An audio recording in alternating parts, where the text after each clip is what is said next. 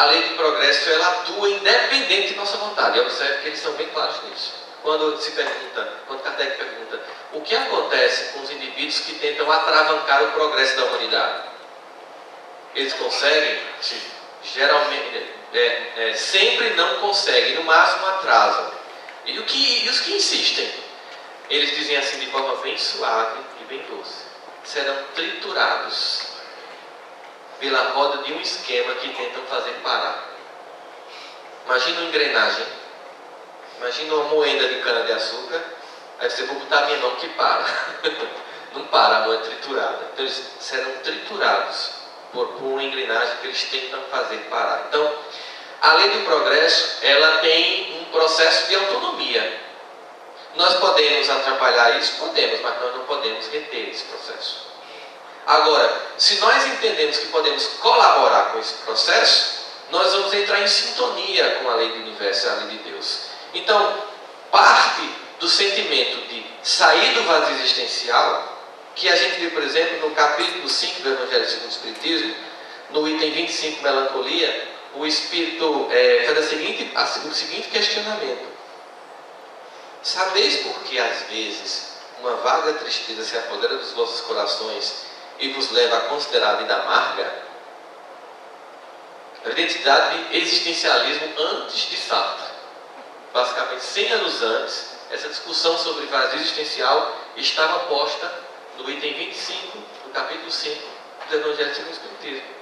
E eles vão esclarecer essa sensação de estranhamento que muitos de vós sentis no mundo que se vos encontrais, uma sensação de desidentidade.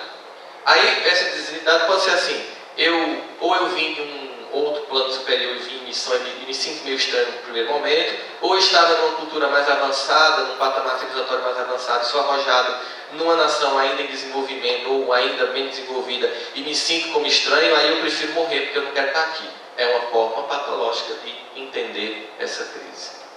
Ou não, eu estou aqui, então vou chafurdar nesse ambiente, que seria de uma outra forma. Não, eu estou aqui para participar da mudança dessa história.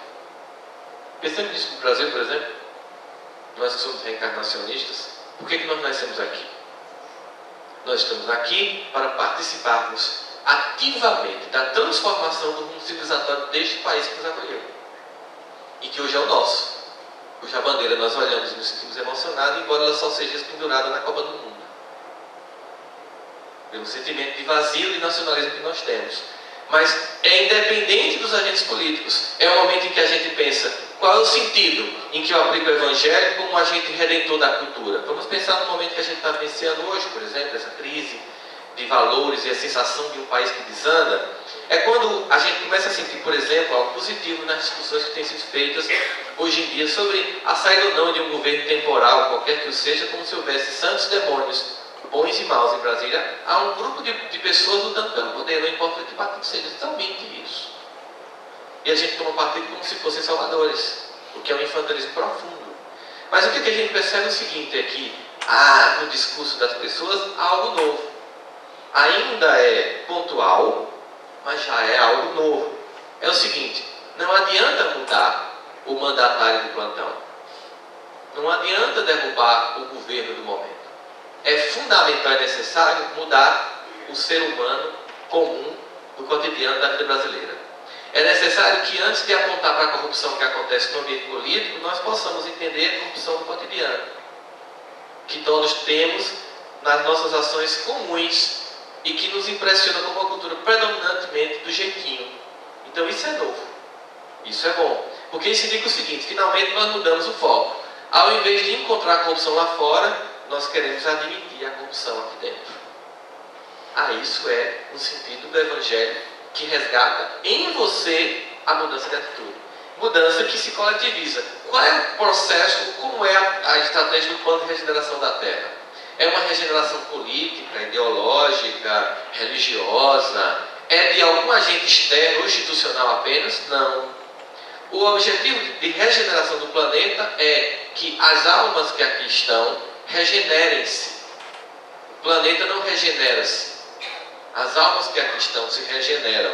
E esse processo individual de regeneração vai se coletivizando.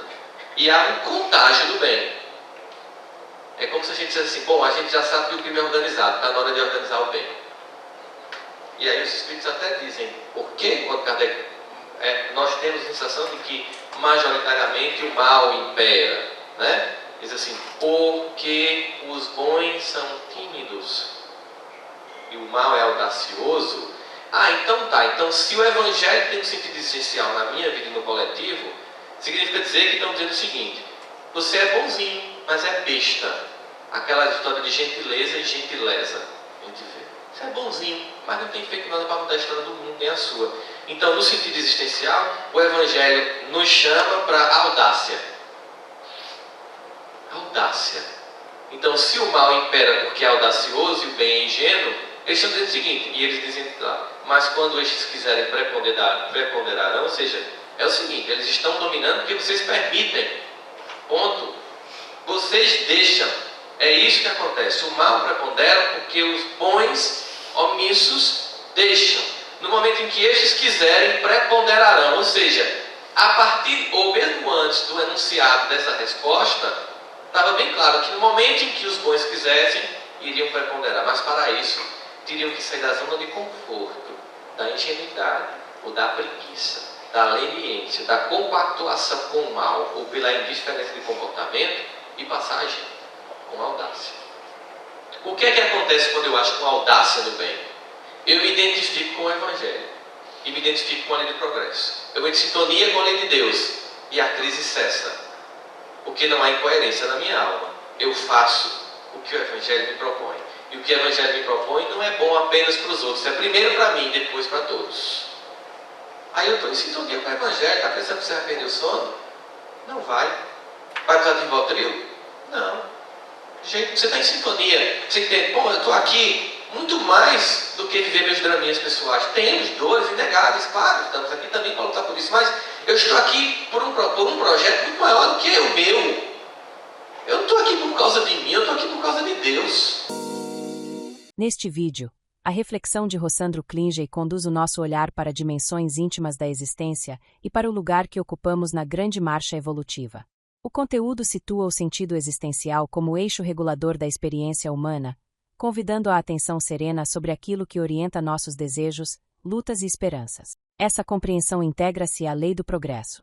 A doutrina apresenta o avanço dos espíritos e dos orbes como movimento natural e sucessivo, conduzindo da condição primitiva a estágios de expiações, regeneração e eventual felicidade relativa. A Terra atravessa fases de expiações e provas. Por efeito do aprimoramento moral coletivo, desloca-se gradualmente rumo à condição de mundo de regeneração. A regeneração não se descreve como evento instantâneo, é processo em que as relações sociais, as atitudes mentais e os quadros espirituais se reequilibram, reduzindo a prevalência das causas que sustentam o sofrimento coletivo. Nesse panorama, as iniciativas individuais são determinantes. A reforma íntima não se circunscreve a benefício pessoal. Clarifica a psicosfera individual, reduz as fontes de perturbação e soma-se à corrente que eleva o campo comum. A doutrina espírita, em sua vasta orientação, reitera que o caminho para o progresso moral reside no serviço desinteressado ao próximo, que nos liberta do egoísmo e nos alinha ao propósito divino. O desapego às ilusões materiais libera energias voltadas ao aperfeiçoamento moral. O exercício constante da caridade e da vigilância mental transforma hábitos e gera efeitos que ultrapassam o alcance visível. Sigamos, assim, com inabalável confiança, integrando o trabalho de reforma ao propósito maior que orienta a evolução dos seres e dos mundos, para que nossa passagem terrestre seja uma expressão legítima e consciente do aperfeiçoamento espiritual. Gratidão por estar conosco. Este foi apenas um aperitivo e, caso queira ver o vídeo todo, acesse o link na descrição. Te convido a deixar seu comentário e a navegar na playlist do expositor para explorar outros temas inspiradores. Sua participação é essencial para fortalecer o crescimento do canal e também criar uma rede de troca de experiências entre todos que buscam compreender os mistérios da nossa jornada. Muita luz para você e até breve.